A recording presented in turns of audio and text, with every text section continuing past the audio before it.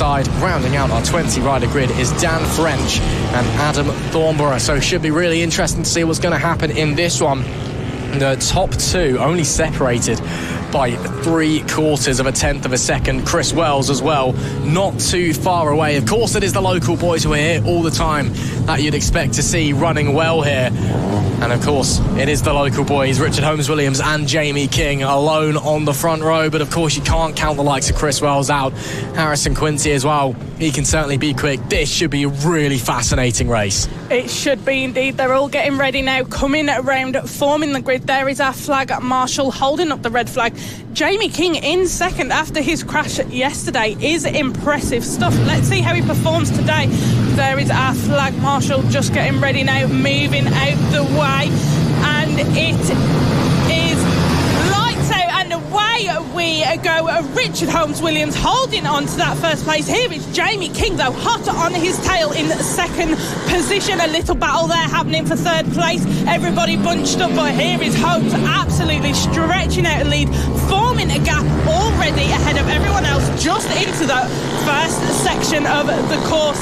Absolutely brilliant stuff we're seeing from these guys. Lots of bikes out on track for the pit bike this week, and interesting to see how this race is going to turn out. We'll have to wait and see, but a great launch there for Holmes-Williams. King wasn't quite able to retaliate, and looks like Chris Wells actually lost ground to Ben Cotgrove and dropped down into P4. So we'll wait and see how it's all going to unfold over the remainder of this race, just getting underway. But already lots of interesting battles forming as the 20 pit bikes roar past us and start lap number 2. And Holmes-Williams already starting to gain a huge gap, 1.3 seconds he was at the line last time, as Chris Wells cannot get through. It looks like it's Harrison Quincy, in fact, who slid up into third place. Indeed it is. So Wells stuck behind Quincy as it stands. Joshua French also putting him under huge pressure. So a huge train forming from third downwards, but it's allowing those front two to start to pull away at the front of the pack a little. Yeah, indeed it has. Everybody's quite bunched up this time round. We have still got 11 laps to go. We will have to see what happens. But Chris Wells lost that third position to Harrison Quincy. Going to be interesting to see what happens between these guys here. Look at that, coming round the corners. As they come round, it's that accordion effect. They bunch up together, then stretch back out as they come out of the corner. There we can see Chris Wells is looking to make a move on Harrison Quincy. Just couldn't quite get it, but that's not going to be his only try. He is going to keep going. 10 laps left to go. Richard Holmes-Williams leads, sets a fastest time of 50.254. Oh dearie me, Chris Wells has lost another place to Joshua French on the 116. In fact, he's lost 2 positions because he had to get out of it, and Ben Cotgrove has slid past as well. What is going wrong for the 2023 Pit Bike 140 champ? Just not going his way so far today in race number 1 of the Pit Bike 140s. Meanwhile, up the front, Holmes-Williams now 2 seconds to the good from Jamie King in P2. And Chris Wells really, really struggling. He tried to go the long way around on the previous lap on Harrison Quincy. This time looks to the inside and on Cotgrove. Once again, has to get out of it. Goodness me, he just doesn't have an answer at the moment, does the 62, just can't quite find it as they push around a huge grid of 25 bikes here, action everywhere you look. But right now it's all eyes on this group here as Quincy into the podium places, and everyone wondering what is going on with Chris Wells, who normally is leading, or at the very least is in a very close second place today. Just looks like he can't quite find it. Yeah, it looks like he's just struggling a bit to find the pace today and pull what he needs to out of this bike to be up there running with the front runners. 9 laps left to go. He is still tucked behind Ben Cotgrove and Joshua French, but he has got Zach Torian hot on his tail as well, trying to take 6th position away from him. So it'll be interesting to see what happens though. But Richard Holmes-Williams and Jamie King flying ahead of everybody else. Very interesting stuff. 8 laps left to go. Let's see how Chris Wells, who was once our leader before Lid, sees how he does. throughout this race. He just looks really uncomfortable on the bike. It's bizarre, but you look at him into corners and how the bike reacts to bumps, and if someone's sticking a nose up the inside, how he reacts. It just doesn't look like he's settled at all on that pit bike machine, which is really, really bizarre for Chris Wells, but he's fighting on anyway. Zach Tureen desperately tried to find a way through on the previous tour, just couldn't quite find it. With 7 laps left to go, it's still Holmes-Williams from King, from Quincy, your top 3 as they come to the line now, but it's getting very, very close between some of our other riders. Looks like Ben Cotgrove and Joshua French trying to trade places. As Tureen, that's a very liberal take on track limits and almost met the tyre barrier there on the exit at turn number 1, but getting down nice and low, trying to make up time, big time in the corners as they're now all funneled their way through. So Harrison Quincy's opened up a little bit of a gap to French and Cotgrove behind, and as they're starting, the fight is starting to bunch everyone else up behind them as well. So French leaves Cotgrove in P4 at the moment. Wells once again looks to the inside and once again finds nothing. 7, soon to be 6 laps left to go, and Chris Wells stuck in P6. Yeah, he just doesn't seem to be able to be pushing and getting everything he can out the bike today. It looks like it's not really working with him today, but we'll have to see how he does. Out in front we have a Richard Holmes-Williams, 3 second gap to... Sorry, got Jamie King. very close to the wall there, did Joshua French, really leaving it all out on the track and then some. Yeah, these guys are pushing hard. They are indeed very close battles between these guys. They are just wanting to battle. Oh! Chris Wells went to look and make a move again, and once again just couldn't get past Ben Cotgrove on the 52. He's struggling there. Ben Cotgrove, though, looking to make a move past the 1-6 of Joshua French, and he has, and I do believe Chris Wells has as well. He has indeed, up to 5th place now for Chris Wells, looking to make that move past Ben Cotgrove, but still, that is the person he is struggling with. Very close battle between these guys here. They are tight as anything. Who is going to take it? Chris Wells looks to the inside, and he does. Chris Wells takes that move and gets past Cotgrove. Oh, this is fierce racing. The pit bike guys making no friends out there on the track. It's to the inside and on the grass, maybe. Man, oh man, Joshua French going off-roading, going motocross style as he tried to get through there, but unable to try and get anything for the time being. 5 laps left to go, and it is getting aggressive. These guys, wow, really pushing each other hard. They are, like you said, ferocious racing happen between these guys. They are being vicious with each other. They're not taking it easy on each other. They're not quite good friends. Normally we see them all chatting in the paddock, but visors down, they do not care. They are pushing each other to the limits to keep in that top 10 and fight for those podium positions. We have got 4 laps left to go, and now Richard Holmes-Williams, starting pole position, has held on to that position. Jamie King is still, after his incident yesterday, holding on to 2nd place. He was telling us earlier when we interviewed him in the paddock, he was a bit worried about how he'd do today. He saw he's uncomfortable, but look at him in 2nd place and holding on to it. Doing a great job, but just doesn't have an answer for the tractor boy, does Pit Bike Sonic at the moment. Well, I mean, the gap of 3.5 seconds at the line last time between 1st and 2nd tells you everything you need to know about what is going on in this race. As there we see coming to the line now, starting the last lap, that'll be Chris Wells. He comes home in P4. Joshua French is 5th. Zach Tureen in P6 at the moment. 3 laps left to run. Can anybody shake anything up once again? Because it's been a chaotic race so far. I don't think it's done doing that just yet. No, I don't think it's done either. It's so interesting what is going on with these guys today. Like Ross just said, there's 3 laps left to go in this race. Richard Holmes-Williams ahead of everyone else, absolutely dominating this first race of the pit bikes here at Ellough Park.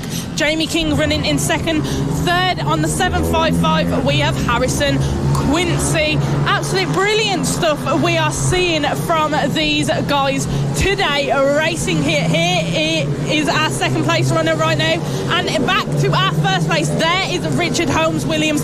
2 laps left to go on the penultimate lap of racing here at Ellough Park. Absolutely dominating ahead of everybody else. Everybody's still a bit bunched up. Oh, Jamie King stuck in a bit of traffic there. That was close for him there, but Richard Holmes Williams is breezing on round this track here at Ellough Park.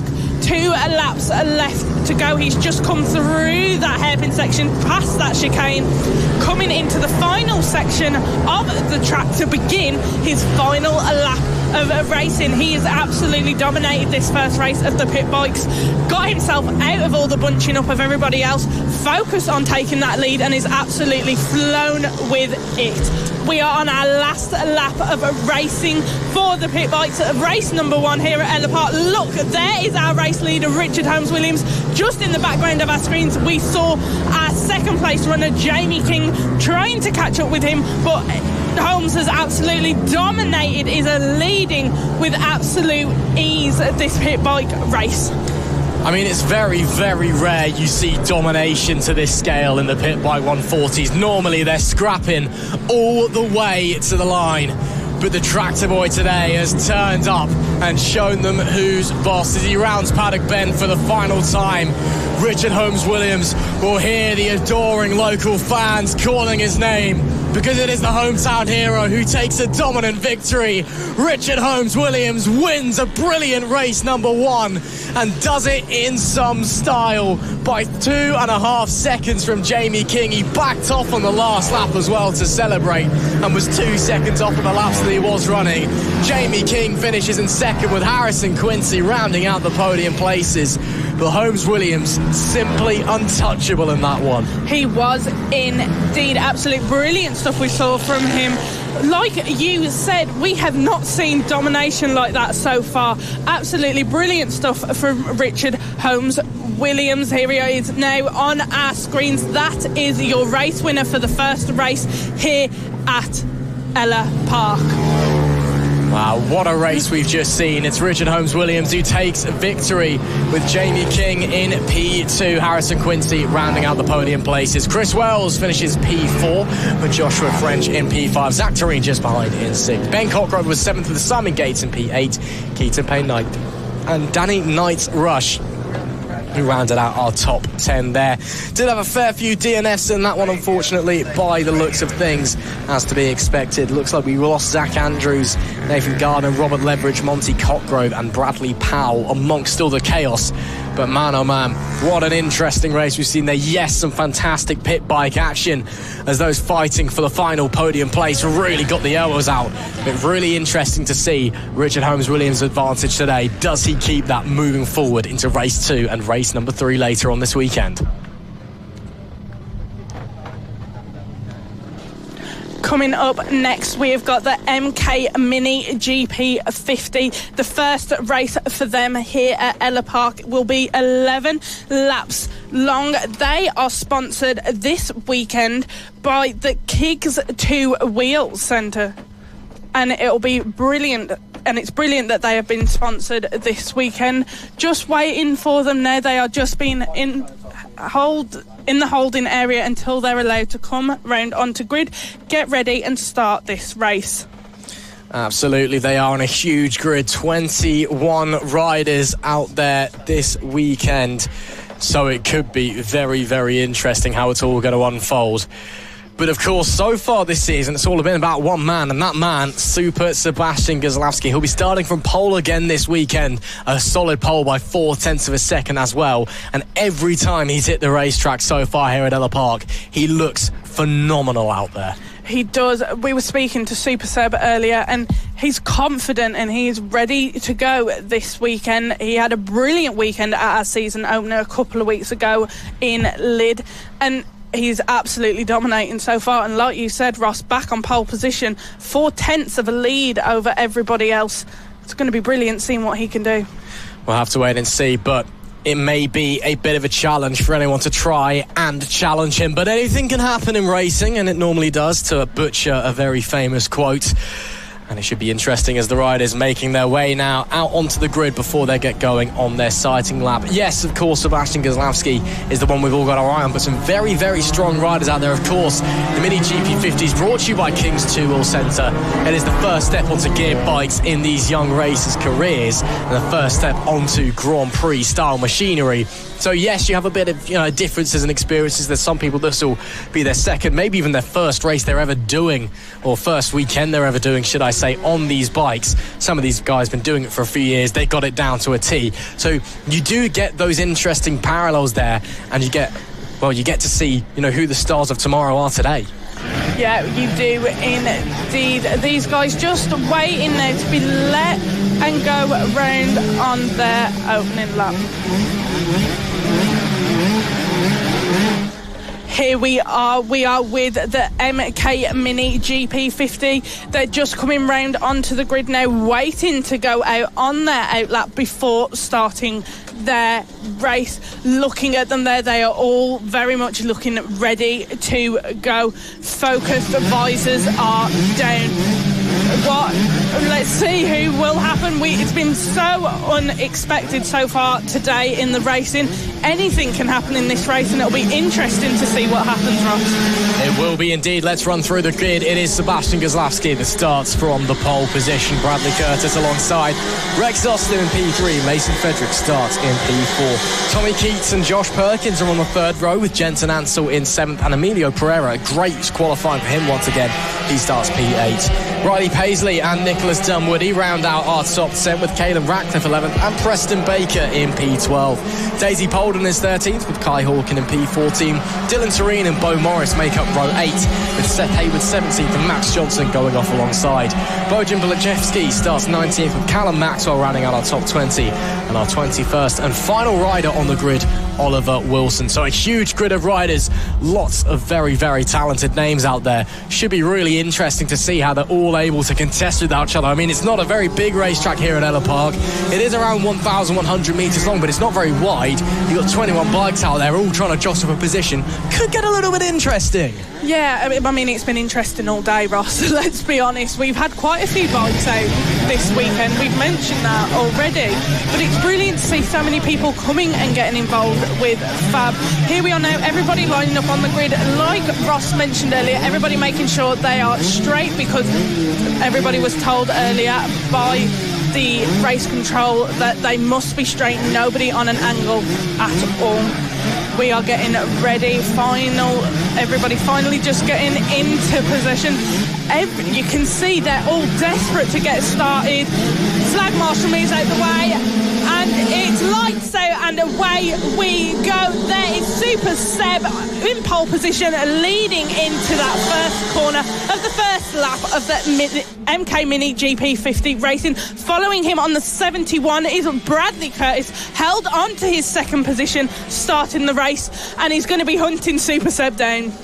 He certainly is, but let's see if he can make a move. Oh, up the inside. That was brave from Emilio Pereira, who almost dropped the rear as he got some serious lean angle on that thing, but managed to get the metric kit pivoted and moves up a place. Wonderful move from El Toro as they all continue to try and find their rhythm, try and find who is going to be where, and try and make up any positions if they are able to as they make their way around Paddock Bend. Look at them all just flying through a never-ending stream of bikes as they come to the end of lap number 1. It is Sebastian Goslavsky that leads the way ahead of Bradley Curtis in P2.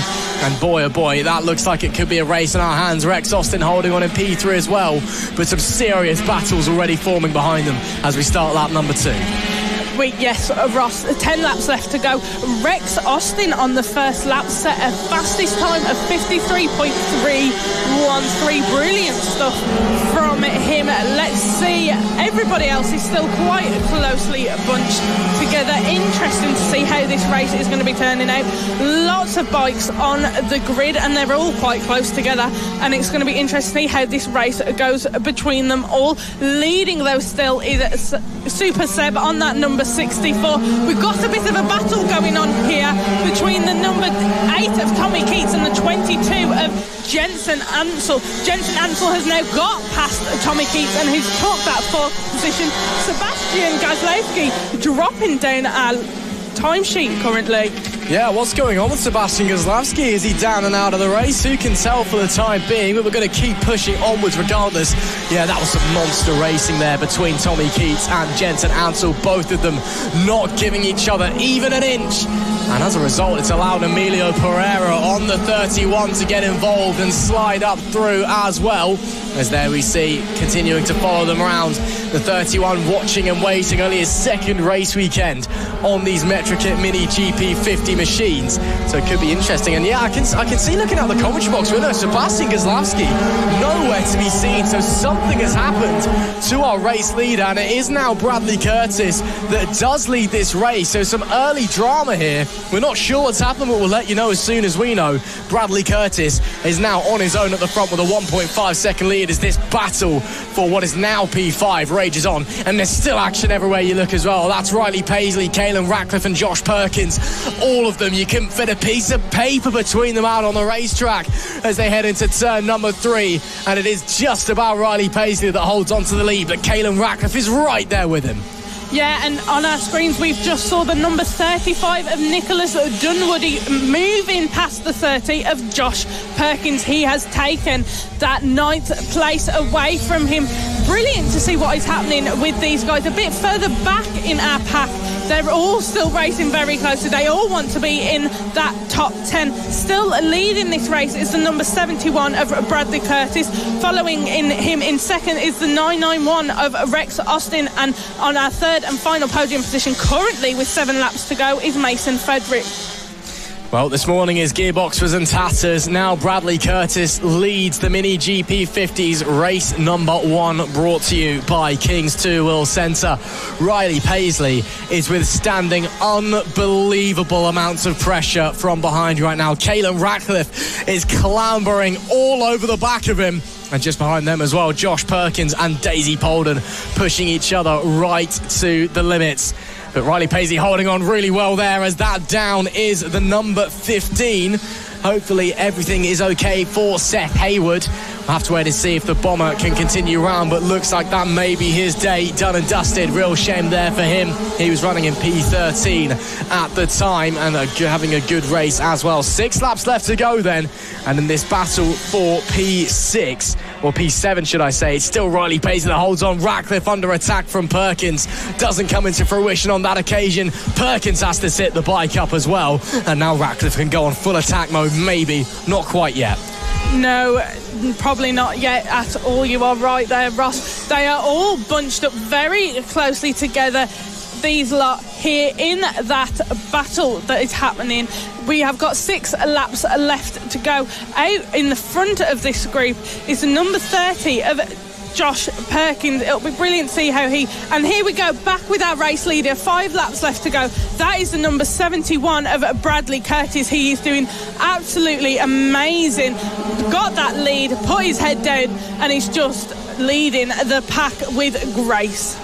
He is indeed a wonderful ride from the 71. Yes, a little bit of luck as a result of Sebastian Gazlowski encountering issues somewhere, but he was still pushing the pole man until whatever befell the 64 befell him, and he went down and out of the race. So Curtis now with a bit of an unscheduled test session to the end. He's got 2.3 seconds to the good on Rex Austin currently, and looking very, very comfortable indeed. Mason Frederick holds on to the final podium place as well. But again, it could all change. Still time for things to happen. Still times for shake-ups. And maybe someone can just find something in their back pocket and lap, 10 seconds quicker than anyone else. I don't think that's quite likely, but it is Curtis from Austin. From Frederick, your top 3. Jensen Ansel just holding off from Tommy Keats for 4th. And Pereira not far behind them as well either. And then, of course, we've got that huge battle from Riley Paisley downwards. There we see the 991. That'll be Rex Austin. He's currently in P2 as it stands. And in a bit of no man's land. He's got 2.6 seconds ahead, 1.6 seconds behind. So he's just sort of running his own race, hitting his marks at the moment. Yeah, exactly. 4 laps left to go, like you said, Ross. He is comfortable in that second position. This is perfect. He has got that bit of a gap from those running behind him. He's going to be trying to catch up with Bradley Curtis, but 4 laps left to go, a gap of 2.6 seconds. It'll be interesting to see what happens there. He's comfortable in his own race, getting used to his bike still. There is our runner in third place, the number 5 of Mason Frederick. Brilliant stuff we are seeing from him. 3 laps now left to go of this race. He is sitting in our third and final podium position. Our front 3 runners have got a massive gap built from the rest of the pack. Yeah, they very much shot away at the front. And, making use of the quick machinery underneath them, making use of their own talents and making use of the free racetrack, just kind of disappearing off. So it'll be shortly 2 laps left to go. And I'm not saying they can cruise home, but they've certainly got an easy run in. That being said, Mason Frederick looks like he may have gained a little bit on Rex Austin there. We see there's some traffic. I think it may have held Austin up just a little bit, and it continues to hold Frederick up, actually. He has to run off the road and still won't get through. That's the 1-1-1 of Callum Maxwell, who he now does get through. He is running last on the road at the moment after we've lost a few people, unfortunately. So that did end up holding up Mason Frederick quite considerably, but the gap did come down when they crossed the line. Again, no blue flags at FAB-Racing. You've got to negotiate them on your own accord. You've got to get through the traffic in some way or some form. They are not getting out of the way of you unless they feel nice, and more often than not, they don't. So you really have to make your own way through, and it can cause a little bit of chaos. That, I think, is what's befallen Mason Frederick there. Soon to go on to the final lap of the race for the leaders.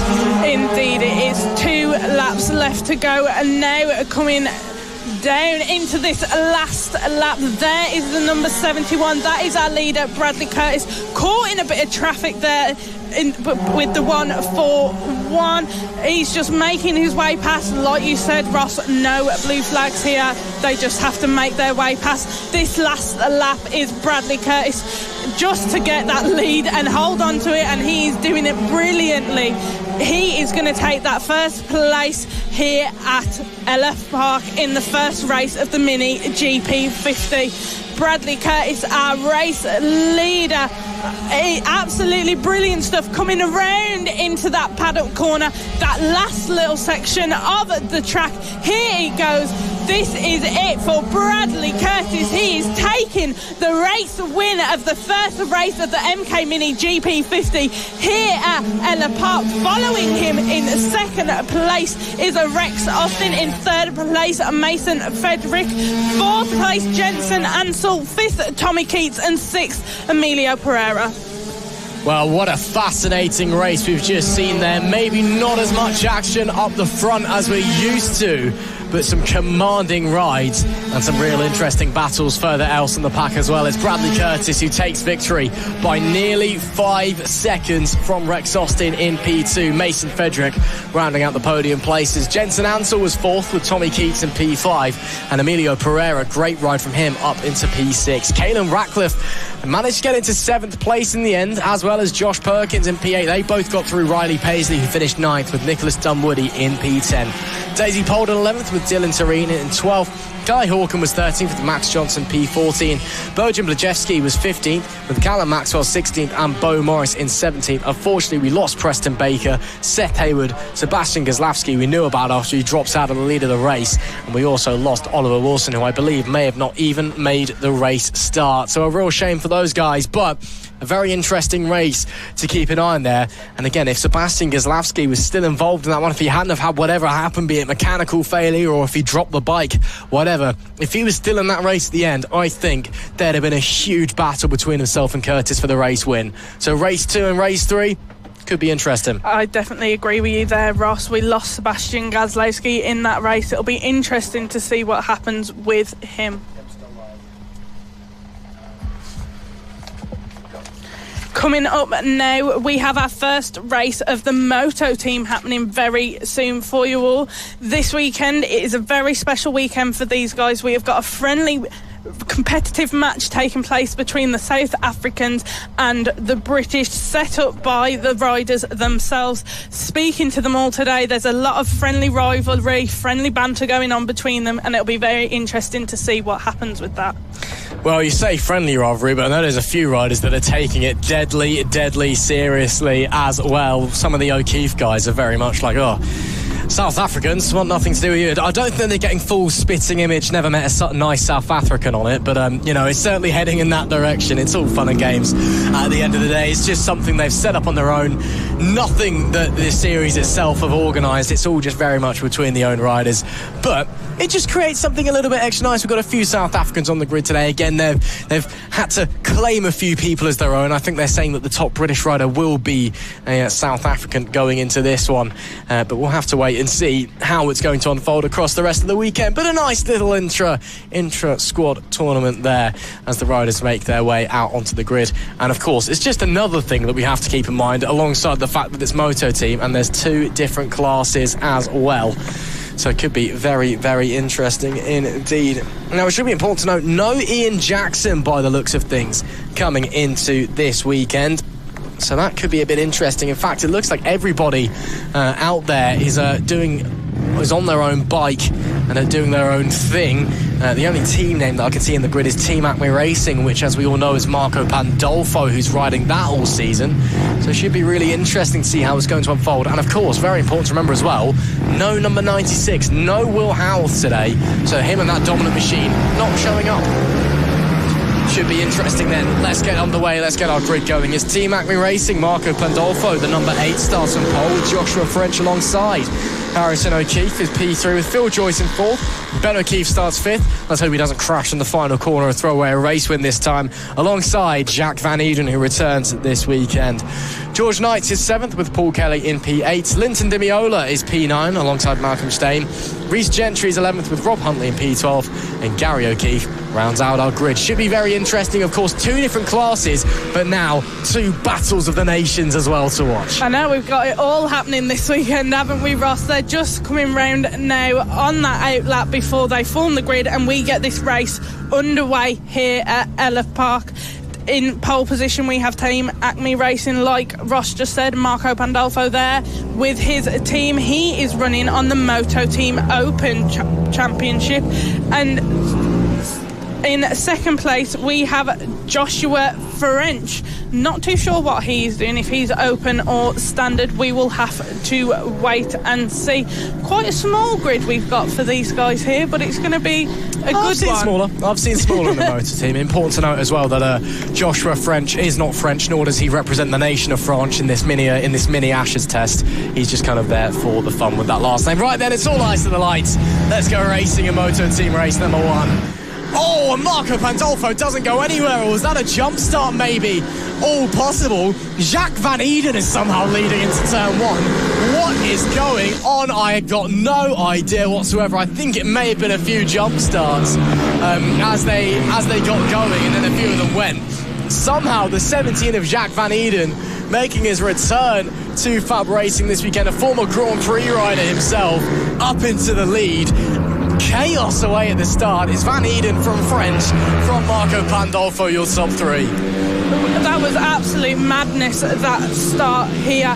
We have got, like Ross said, the number 17 of Jacques Van Eden leading ahead of the 1/116 of Joshua French, who Marco Pandolfo is looking on his Team Acme to be making a move, and he does. That is number 8 now up into second, and he's close on the tail on that number 17. Gonna look to make a move. There you go. You saw the number 17 and looked behind him then to see what is gonna happen. He is hot. Number 8 of Team Acme Racing in second position is hot on the tail of that number 17.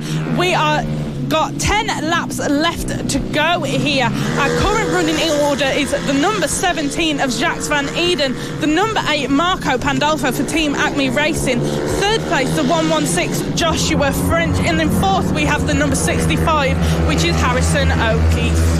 obviously right now I think it's South Africa winning this semi-Ashes thing. Jacques Van Eden, of course, representing that country, but he has run deep into the hairpin, and it's allowed Marco Pandolfo, the number 8 Team Acme bike, and the 116 of Joshua French through.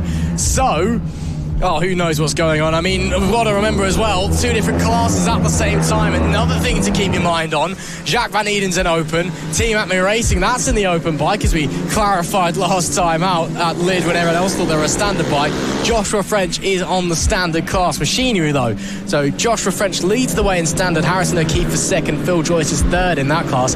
Third place in the open class is currently running P11 overall. It's Malcolm, or P9 overall, should I say, and it's Malcolm Stein. So that's the open class there. And again, just trying to wrap your head around all of it. Sometimes it's a bit too much for my small brain. So currently I think that South Africa are winning the Ashes. I don't know. It's confusing. Yeah, we'll let them tell us that about that one. Currently leading this race on the Moto Team Open is Marco Pandolfo of the Team Acme Racing. I just want to mention quickly though, running 6 overall at the moment is Linton Di Meola, and I heard from a little birdie earlier that he has changed from a Honda to a Suzuki this race weekend. There we can see number 17, our third of Jacques Van Eden there, ahead of the 65 of Harrison O'Keefe and the 119 of Phil Joyce. 8 laps left to go here. So far, running first for the Moto Team Open is Marco Pandolfo. Following him from Moto Team Open Championship is Jacques Van Eden, who's running third overall. Joshua French running second overall, but leading for the Moto Team Standard. Absolutely. We know that the O'Keefe boys were taking this Ashes tournament very, very seriously, alongside, of course, having some fun along the way. And we'll have to wait and see. So we're not entirely sure either how it all works for someone like Marco Pandolfo, who comes from Sicily. Where does he fit into all of this? Is he just kind of a bystander, or who knows, quite frankly? But yeah, we know that the O'Keefe's taking this tournament very, very seriously. They were eyeing up the South Africans across them in the paddock with rage in their eyes, and maybe some I wouldn't say fear in their hearts, because those boys never get scared, even when they crash out of the race on the final lap. Sorry, Ben, I'm never going to let you live that one down. Every single time we come back to Ellough Park. There we do see the 41 of Linton Di Meola on the Suzuki, as you said, Izzy, for the first time this weekend. Seems to be running A-OK for the time being. He's holding off Ben O'Keefe, Malcolm Stein just behind as well. Paul Kelly also in this battle on the 339 machine, that yellow and green fairing just behind. Has a little look actually to the inside of Malcolm Stein. Can't quite make anything happen on that occasion. So clearly the switch to the Suzuki's working out okay for Di Meola. Yeah, it definitely looks like it is. He's got that little bit of lead on Ben O'Keefe at the moment. He's sitting comfortably in 6th place overall in this race with 6 laps left to go. There we can see him there ahead of Ben O'Keefe, the number 41 of Linton Di Meola, coming round into that first corner of this race, coming up past race control, up to the back end of the track, through a nice sweeping curving section. It'll be interesting to see how he does leading this race overall. Currently is Marco Pandolfo of the Team Acme Racing. Fastest lap of 53.919. Brilliant stuff to see from him. Still on our screens, we can see the 64 of Ben O'Keefe. This is a nice battle, 4-way battle we've got going on here for 7th position. Interesting to see what's going to happen between all of these guys here. 5 laps overall left to go of this race here at Ellough Park, the first race for the Moto Team Championship.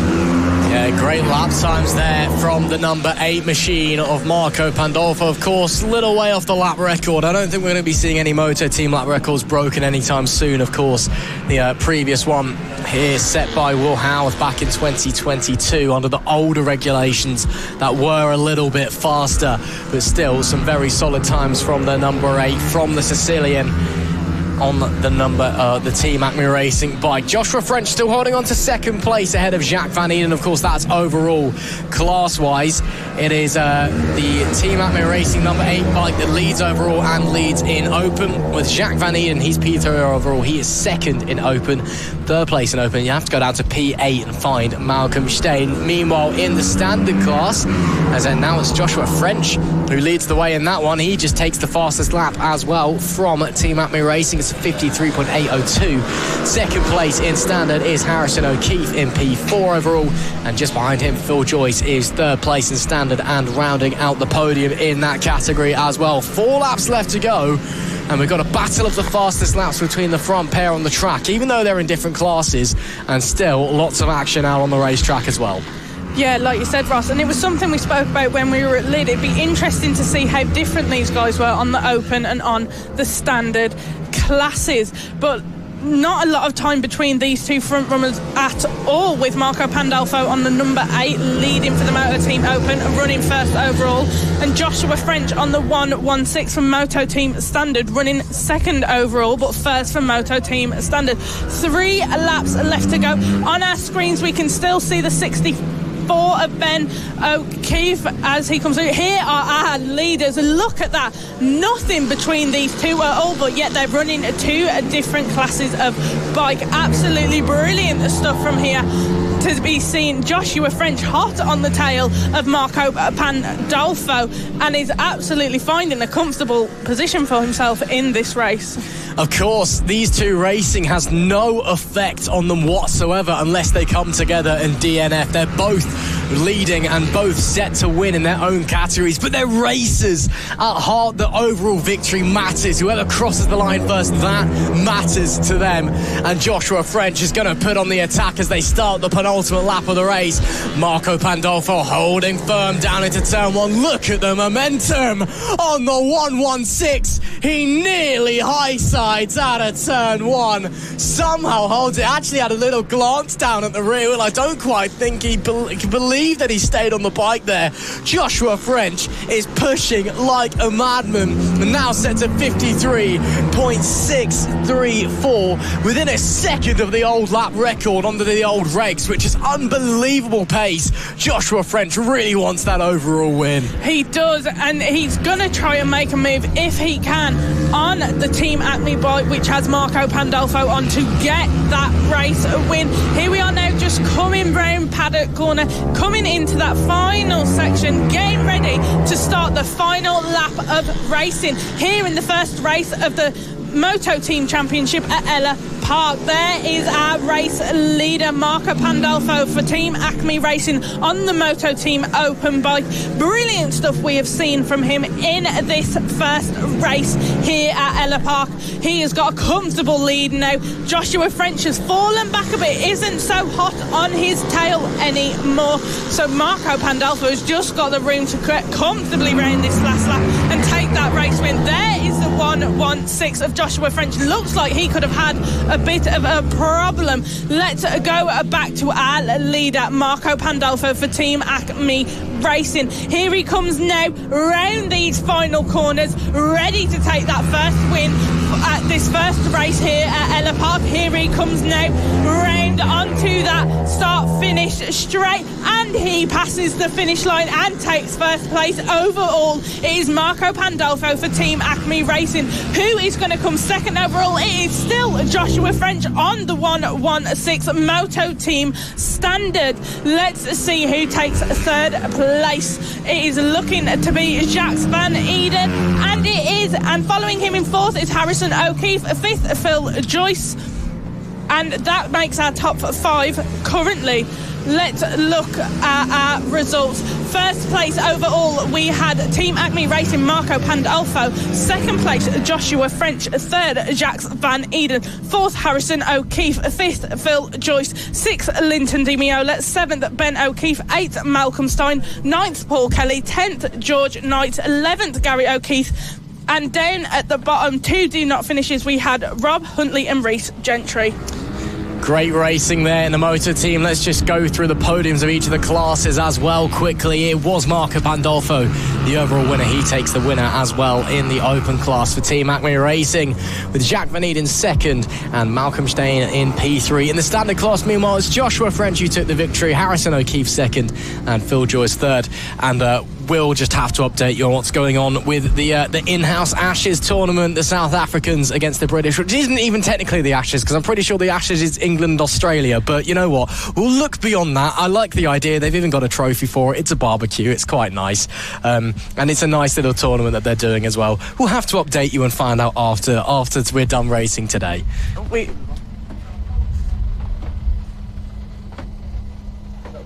Coming up now, we have the Extreme 200 races that will be taking place. This is race 1, sponsored by Amphibian Scaffolding. Thank you to them. It's going to be a brilliant race here today. They're just in the holding area right now.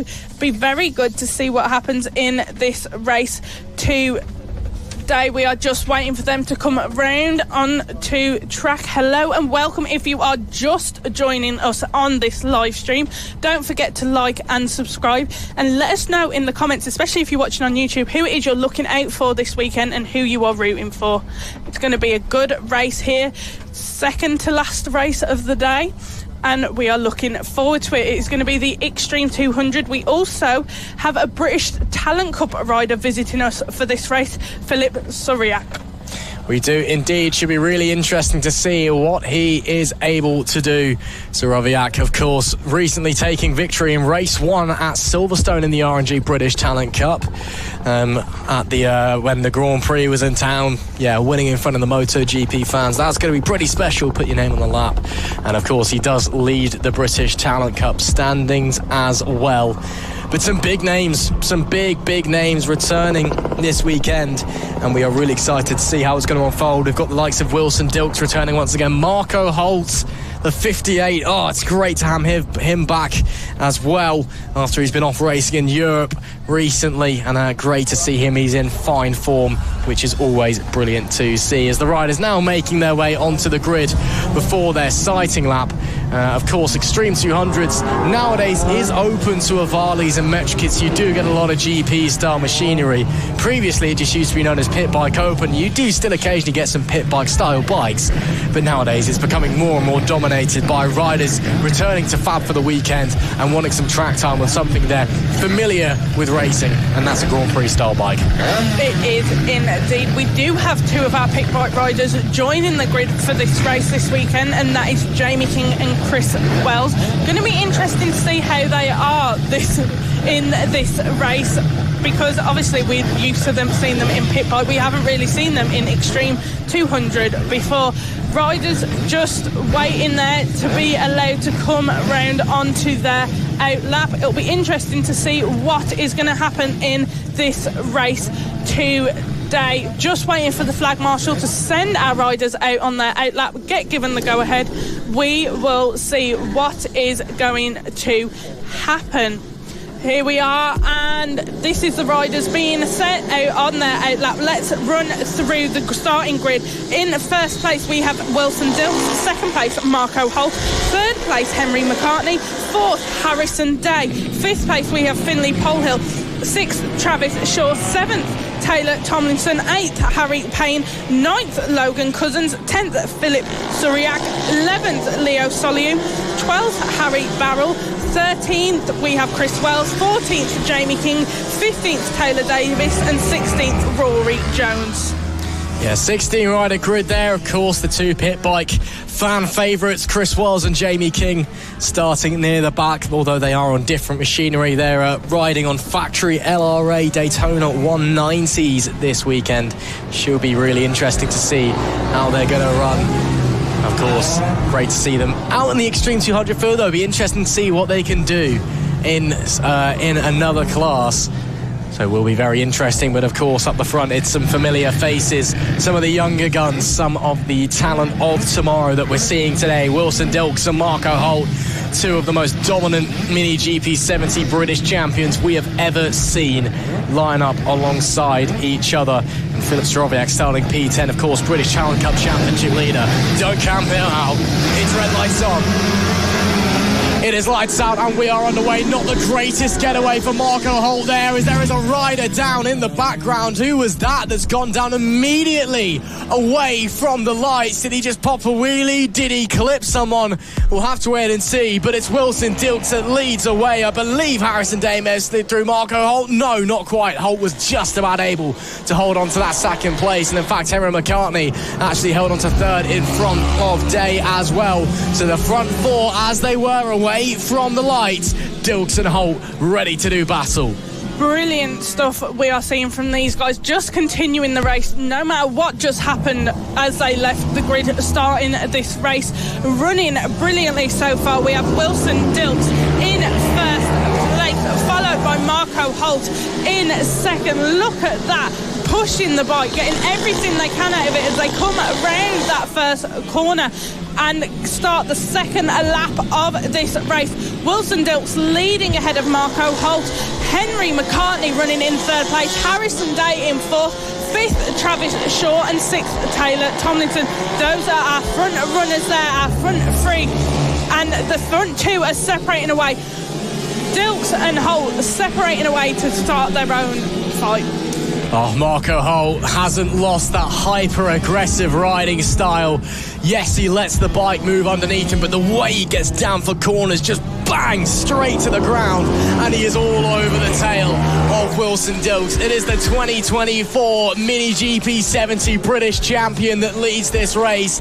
It is the 2023 Mini GP70 British champion that is hot on his heels. A clash of the Titans, a clash we've wanted to see for so long, and now they are both out there giving it to each other. Couldn't fit a razor blade between them. Dilks leads Holt, but I don't know if he's going to hold on for the time being, because Marco Holt is all over the back of him. He is indeed a very close battle we are seeing between these two that I reckon could last throughout the race. Dilks tries to pull away just that bit. Holt notices and says, no, I'm not letting that happen, and I'm going to chase you back down. I'm not letting you go that easily. These are our two battling for that first place in the race. Marco Holt has just set a fastest lap of 46.834. An absolutely brilliant battle we're seeing between these two here. 8 laps left to go. Still running in third is the number 31 of Henry McCartney. Following him in fourth is the number 15 of Harrison Day. On our screens right now we are seeing the number 58. Yep, and that's just casually a lap record as well for Marco Holt. That's his third lap record that he now holds around here at Ellough Park, alongside the 50s and the 70s lap record, which he set both of them back in 2022. And, well, yeah. Oh, he's gone down! He's given it a welly full out of the final corner, and Marco Holt's lost the rear and gone onto the dirt. Unbelievable. Is the bike serviceable? Can he keep going? It looks like he will, but pushed it too hard and goes down at the penultimate corner. Marco Holt, oh, what a disaster there, and that means Wilson Dilks is already home and dry, quite frankly. Oh, that was disappointing there, and you know Marco Holt is going to be disappointed in himself for that. 7 laps left to go. Here we are seeing Harrison Day there now running in third position, being hunted down by Finlay Polehill though on that 199, not being let go that easily. Wilson Dilks set a fastest lap of 46.779, pushing himself out in that first position. Starting now, we've got 6 laps left to go. Brilliant racing we are seeing from these guys in the Extreme 200. Wilson Dilks leading very far ahead of everybody else. Here is Harrison Day holding on to that lead in that battle for third position, but Finlay Polehill very closely behind him.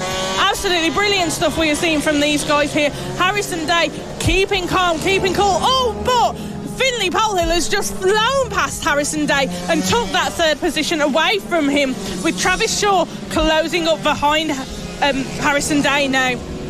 Absolute chaos here in the amphibian scaffolding Extreme 200s. Wilson Dilks now has the lap record of 46.779 for the race leader for the Mini GP70 British champion of last year, the reigning champion, I suppose you could say.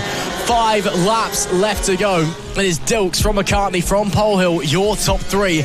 Harrison Day bizarrely struggling there. And meanwhile, further down the order as well, we see Taylor Tomlinson P7, Marco Holt P9. Just in front of him, British Challenge Cup Championship leader Filip Sorowiak. He's in P8 at the moment, running a pretty fine race. I'm not surprised he's not pushing himself too hard. Doesn't want to get too mixed up with it, I don't think. No, I don't think he does. I think this is just a chance for him to enjoy himself this weekend, have a little break from British Talent Cup, but still get on the bike and get the feeling of a bike racing here with FAB-Racing. There is Harrison Day, number 15, running in 4th place, hunting down Finley Pole Hill. He's going to be gutted that he lost that 3rd place to him. Still leading this race is Wilson Dilks in 1st place with 4 laps left to go here at Ellough Park for the Extreme 200 first race. Behind Harrison Day, though, we can see on our screens is the number 4 of Travis Shaw. He is still going to be looking to close all that gap and take away 4th position from Harrison Day. Harrison will be desperate for a strong result as well after a bizarre incident in the final corner left him down and out of the 70s race. He'll want to end his Saturday with something strong at least, as a bizarre yellow thing goes flying in the air in front of our picture. There'll be 3 laps left to go for these guys as they cross the line now. Day still in front of Shaw, and they are catching Finley Pole Hill little by little in front, but I don't know if they have quite the time left to get to him. I think Pole Hill may just hold on for the podium, given that we are running out of race, unfortunately, for these guys, as Wilson Dilks just continues to dominate up the front. Marco Holt now up to 7th, meanwhile, and possibly soon to be up to 6th with Harry Payne in front of him, quite potentially riding a little bit angry. We know that when Marco Holt rides angry, he rides on another level and up the inside. Oh, that is masterful. That is wonderful from the 58. Marco Holt with a brilliant move up the inside, and that moves him now up into P6. And again, a recovery ride after a tiny mistake, just bit too much throttle at the penultimate corner, left him down and out. But man, oh man, what a ride he is having. And what a ride as well, it must be said, for Wilson Dilks. Yes, it's been a bit untouchable since Holt went down, but he's still put in a mighty ride. He has, and this is all for Wilson Dilks as well, to learn, push his bike to where he needs to its limit, to hold on to that position out in front. Here he is, our race leader now, coming round past Paddock Corner, coming into those final corner, getting ready to come out onto the start-finish straight and start this final lap. And it is, here we are, here is Wilson Dilks beginning his final laps. I think he is just about to lap Jamie King there. Brilliant stuff from Wilson Dilks on his final lap. And there he is, he's lapped Jamie King, just pushing his way past the traffic, holding his lead. He's firm and steady in this lead in this race today. Oh, that's going to be heartbreaking for the hometown hero, Jamie King, getting lapped at your own circuit. But it's got to be said, Wilson Dilks, he's different gravy. He's just a talent sent to us from above. He is really something special and really someone that could be going a long way in bike racing as he rounds the penultimate corner. Yes, he may have had it easy the second half of the race, but it's still the ride of a lifetime, and you can see how hard he was pushing. Wilson Dilks, a sigh of relief as he crosses the line and takes race number 1 in the amphibian scaffolding Extreme 200s. Henry McCartney brings it home in P2 as Finley Pole Hill rounds out the podium. Great to see him straight up onto the podium places as he returns to FAB-Racing in 2025. But Wilson Dilks, he withstood early pressure and then got a move on, got a lap record to boot as well, takes a fantastic win with Henry McCartney in P2. Finley Pole Hill was 3rd, Harrison Day P4. Travis Shaw finished 5th, Mark Holt able to recover to 6th place with Harry Payne in 7th, Taylor Tomlinson in P8, Filip Sorowiak, British Talent Cup Championship leader P9, and Logan Cousins in P10. And yet, Yeah, have to see it. Jamie King, a lap down, P13. We do give him a tough time, to be fair. We do like to take the mick with Jamie. He's a good friend of ours. But, yeah, that is tough going for the 76. It is indeed. Here they are now, just coming off the track, coming back into the holding area after that first race finish. Oh, hi, Grandad.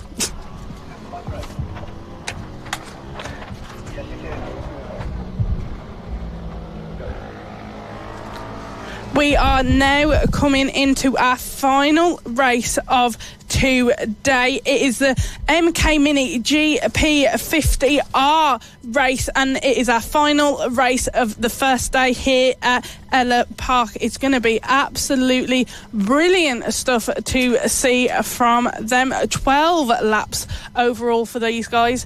Brilliant stuff. Yes, it will be indeed. Should be really interesting to see how this new class gets ready and all unfolds. And of course, who else would it be starting from pole but Sebastian Gazlowski? The boy's been untouchable so far in 2025, and he continues to push onwards. Now, this class is where it gets interesting, especially in this round. Of course, new for 2025, the Mini GP50R. It's available to either Metrokit Mini GP50s, as we see in the Mini GP50 category, funnily enough, with an upgraded carb. A bigger carburettor on the engine allows it a little bit more grunt. And the reason that's allowed is that in this class, it is also allowed to run a Varley 140s and 160s. So those four-stroke Varleys, which are a little bit quicker naturally than Metrokit 50s, they're allowed in. And some riders do like to ride them here. Some riders just like to, stick the bigger carb on the Metrokit, and away they go. Interestingly, though, last time out, the Metrokit seems to be on top. Lid, it's a circuit where you're very much right at the top of the rev range, you're using that two-stroke power. Here, there's a couple of places I think the four-stroke Varleys might have the advantage using that grunt out of the corners. Yeah, it'll be very interesting to watch and see what happens. They're just making their way round now to the grid, ready to get going on their outlap. Is that issues for Bradley Curtis? That is the 71 of Bradley Curtis. Seems to be struggling there as they're coming round to form the grid, ready for their outlap. Just have to wait and see what's going to happen here. He hasn't made it very far at all. I guess all the other riders coming round to the grid. Someone's giving him a bit of a push there, see if they can get him going. But we'll see what will happen there. He has stopped at the side of the track, waiting to see what's going to happen.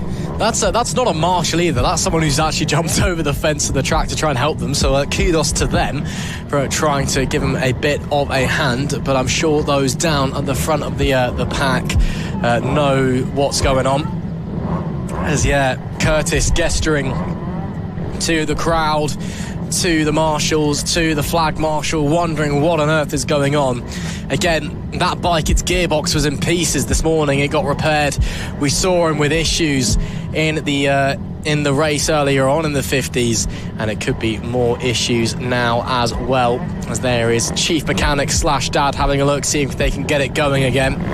As it does now start up by the sounds of things, and it is now running on its own power, so hopefully Bradley Curtis will be in this race. I'm going to say that tentatively because reliability-wise, it has not been the 71's day today. No, it hasn't. You are right, Ross. We'll have to see what happens when they do the outlap and then get ready and to actually start the race officially. They're starting on their outlap. Let's do a run-through of our riders' form in today's grid. In pole position, we have Super Seb Sebastian Gazlowski. Second place, we have Mason Fedrick. In third place, we have Frankie Watson. Fourth place, Matthew Thomas. Fifth place, Bradley Curtis. In sixth, we have Josh Perkins. Seventh, Tommy Keats. Eighth, Jensen Ansell. Ninth, Emilio Pereira. 10th, Caelan Ratcliffe. 11th, Nicholas Dunwoody. 12th, Kai Hawken. And making up our final grid position in 13th is Oscar McAllister. I think we've got a very interesting race on our hands with these guys here. They have all been very competitive already today, those that have been competing in other series. So let's see what's going to happen. Should be really, really interesting, of course, that Varley against Metrokit comparison. Interesting that Sebastian Gazlowski starting on an Varley as well. We were talking to them and his family earlier, and they were saying They hadn't done any running on the Avali whatsoever this weekend. They did the qualifying on the Metric Kit, managed to get pole on the Metric Kit, but they were saying, we think race-wise, it might just be worth jumping in on the Avali and seeing what's happening, even though they haven't done a single lap around here this weekend. Will that backfire? It's possible. Will it be an inspired move? We'll have to wait and find out. It's all eyes to the lights. Kozlowski on pole, Fedric alongside. It is lights out and we're underway. Good start by both of the front runners there, but it will be Fedric with the inside into turn one, and who does inherit the lead of the race as he slides on by. But Kozlowski immediately tries to fight back, doesn't quite come into fruition. It will be the 5 early doors that takes the lead from Kozlowski, and Frankie Taylor in P3, or Frankie Watson should I say, in P3. Just behind him Matthew Thomas as well, so they're all holding on to their early order so far, and there is a rider down there in the background, possibly Nicholas Dunwoody. That's gone down on the exit of turn 3. No, in fact, it's the 22. That'll be Jensen Ansel. He started P8, but he's back on the bike and able to get going again. Up the front, though, Mason Fedric. Dream start for the number 5 as he takes the lead. It was absolutely brilliant start from Mason Fedric starting this race. Just coming round now to start the second lap of this race. Mason Fedric is leading ahead of Sebastian Kozlowski. Super Seb is not going to be the happiest with that. He's going to fight and try and take back that first place. Following them in third is number 14 of Frankie Watson, with the 71 of Bradley Curtis behind him. Matthew Thomas is running in fifth. That makes out our top 5 at the moment. Here we are, Mason Fedric leading ahead of Sebastian Kozlowski in this mini GP 50R race. Forming a bit of a gap, those two are ahead of Frankie Watson. This is a battle between them two for first place, and they don't want anybody else getting involved. Absolutely. I must stand corrected. It must be said it is the Metric Kit GP50 that Sebastian Kozlowski is running on, so he didn't make the switch. Is running on the bike that he's been running all weekend on. But again, maybe that was the wrong decision, because once again, we are now seeing an Avali in front of him, and he's not quite able to get back through, but he does get underneath. Fedric at the exit of turn 1, not quite able to squeeze through into turn 2. Again, you just don't quite get the grunt out of the corner with that 2-stroke engine. All of the power to the top of the rev band. You just got to be banging off the limiter, basically, in order to be quick with a 2-stroke. With a 4-stroke, it's so much more reliable on lower revs and just gives you immediate power, immediate torque out of corners. And maybe that's where Kozlowski's struggling, just on the exit of corners. Yes, it was a great run out of turn number 1, but couldn't get up the inside, just didn't have the grunt down the straight. No, he didn't. 10 laps left to go in this mini GP50R race. Mason Fedric leading ahead of Sebastian Kozlowski. On our screens right now, we can see the number 71 of Bradley Curtis leading ahead of the 47th of Matthew Thomas and the 30 of Josh Perkins. A little battle going on between those guys there for 4th position. Running in 3rd place, we have the number 14 of Frankie Watson at the moment, who is trying to keep up with Mason Fedric and Sebastian Kozlowski. Has Sebastian... Yes, I do think he could have... Yeah, Mason he has. Back to the lead. Sebastian Kozlowski, the number 64, has taken the lead back from Mason Fedric. Super Seb leads once again with 9 laps left to go. He's building a gap up now. Mason Fedric not quite able to keep up with him just at the moment, but he could pull everything he has out of that bike and catch up with Super Seb. Nice stuff there from Kozlowski, back to the lead after losing it at turn 1 on the opening lap. And look at that, super focused, not even glancing back. Doesn't need to check and see if Fedric is close, if Fedric's trying again. Oh, Fedric's chain's off! Fedric's lost his chain, he's out of the race! Wow, what a sudden turn of events. Frustration for the number 5 of Mason Fedric, and understandably so. As the chain comes off the number 5, that'll be, or is it the chain? No, it's not the chain, it's actually, is that the kickstand or something? Well, something hanging off, it looked like the chain from a distance, but something hanging off the 5, and that could very much be race over. I think it is, yeah, I think it's the gear selector that's hanging down there. Bizarre. That means now, though, Sebastian Kozlowski is leading this race and hasn't really got anybody on his tail at the moment. He can find a comfortable groove, get comfortable with that lead he has, and just fly ahead of everyone else. He did just set a fastest lap of 48.83 8 here in the first race. Brilliant stuff from Sebastian Gazlowski. Running behind him in second is number 14 of Frankie Watson, and currently in third place and making our final podium position is the 71 of Bradley Curtis, who is in a little bit of a battle here with the 47 of Matthew Thomas and the 30 of Josh Perkins. They all know now that third place is up for grabs, and they're not going to let it go easily. Absolutely, they're going to be on full attack mode now, full push, knowing there is a podium at the end of this race, the final race of the day, here at the second round of the MasterMac FAB-Racing Minibike British Championship at Ellough Park. And of course, you'd like to finish the day up on a podium, wouldn't you? Just a nice little treat before you go to bed and get ready for Sunday's action. Of course, 2 more races in all of our classes coming your way Sunday. They'll be live here on Motorsport Radio or on the FAB-Racing social media pages. Make sure you're watching along wherever you are around the world to keep up with all of the action. As we come to a conclusion here on Saturday, though, with 6 laps left to go. Gazlowski now with a healthy breathing room behind him following Fedrick's issues.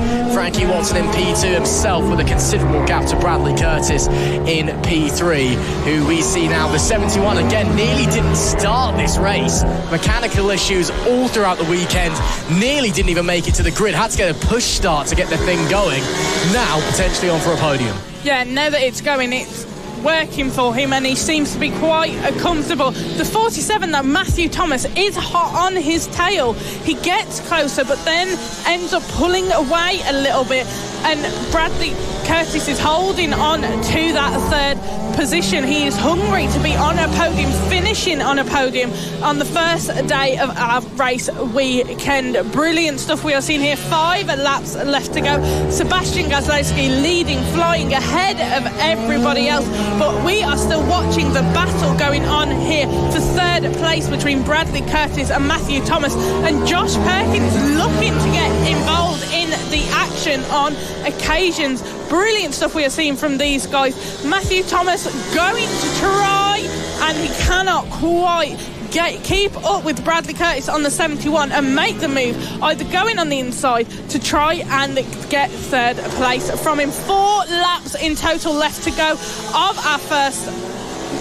Mini GP50R race here at Ellough Park. That is the number 71 of Bradley Curtis, still holding on to that third place. This battle has been going on between these guys for the vast majority of the race. Bradley Curtis doing some proper defending there, holding on to that position while Matthew Thomas hunts him down. Yeah, getting really tied out on the racetrack. Nothing to separate the pair of them. As they head through, it will still be Curtis that leads ahead of Thomas as they go on to 3 laps left to go, but maybe doors slightly open there for Thomas, should I say, as Curtis made a small error when he tipped in, and this time Thomas to the inside. Oh, super close between them. That is brave stuff. Still not done though. Curtis back to the inside, up and under maybe for Thomas. Somehow, Bradley Curtis holds on to P3. Man, oh man, racing at its brilliant best between the pair of them. Matthew Thomas ain't done yet though. He's going to push this all the way to the end. The 47 was in front for the briefest of moments, and now has to go again, has to set it up again, has to move again. It was all started by a mistake from Curtis down into turn 1, penultimate lap of the race in this battle for the final podium places. Is it another opportunity for Matthew Thomas? I don't think so this time. No, this time he'll stay, but that was proof that Matthew Thomas has what it takes to get up into the podium places. He just needs to launch another attack and get it done again. Huge wobble on the front end. This time he gets it done. Brilliant move. To see what is going to happen between these guys here. That 47 of Matthew Thomas now leading ahead of that 71 of Bradley Curtis. He did it, he made the move, got past him, and he's taking that third position away from Bradley Curtis. There is our race leader. 1 lap left to go. Sebastian Gazlowski. Oh, big off there. Is that Bradley Curtis? Not Bradley Curtis, should I say. Is that Matthew Thomas who's gone down? Yes, it is. The 47 who just made a ferocious move, now down at the final corner. The bike looks okay, he is up, those are the most important things, but frustrating there for him. But coming to the end, the 64, Sebastian Kozlowski, untouchable once again. Nobody else inside. He can cruise on home. But sheer focus, sheer commitment, sheer willpower from that young man who has been phenomenal so far this season and gets into round 2, continues it with a bang. Sebastian Kozlowski dominates the opening race of the Mini GP 50R class. And man, oh man, the celebrations there show you how much that meant. He's coming to 2025 a boy possessed and continues his hot streak. It was Frankie Watson who comes home in second place. Bradley Curtis rounds out the podium places. Josh Perkins finishes 4th. Tommy Keats is set to finish 5th. Matthew Thomas should just about hold on for P6, I believe, if he's able to finish following that incident. Nicholas Dunwoody 7th, Caelan Ratcliffe P8, Kai Hawke in 9th, and Austin McAllister in P10. But man, oh man, what a race we just saw there. Such a shame that Matthew Thomas went down and robbed us of that fantastic battle with Bradley Curtis to the end. But Sebastian Kozlowski, once again, the man of the moment here. He always is, isn't he? Super Seb, and I think that nickname's really going to stick now. But it could all change again tomorrow. We've got another 2 races for each of the classes coming tomorrow. And it'll be very interesting to see how these guys battle, how Matthew Thomas copes when he's...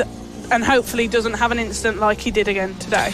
Yeah, that was a real shame for Matthew Thomas. I mean, the conditions today, it's a bit warm. The track maybe a little bit too hot for optimum conditions. A few people just having, I don't want to say schoolboy mistakes, but just really simple offs that you really shouldn't expect these guys to be having. So maybe they'll have to reset, go again in race 2 and 3 tomorrow. That brings an end to Saturday's coverage then of the second round of the MasterMac FAB-Racing Minibike British Championship here at Ellough Park. And Izzy, your first day of racing here at Ellough Park done and dusted. How's it been? Pretty special, I'm assuming? Yeah, pretty special. I think this track is going to have a bit of a special place to me. It's been brilliant all day today, so unexpected, but absolutely amazing stuff we have seen from every rider involved today.